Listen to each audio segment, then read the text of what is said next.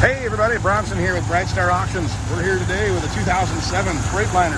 This one shows up with on the meter 293,504 miles, powered by the Detroit diesel, Series 60 I believe, rated at 450 horsepower, has a 10-speed Eaton Fuller transmission in it.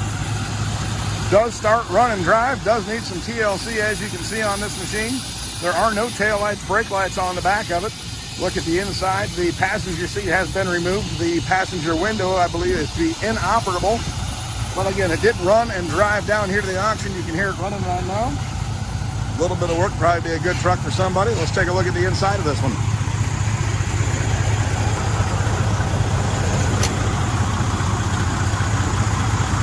This will be selling August 30th at the Michiana Equipment Auction right here at our home base in Middlebury, Indiana.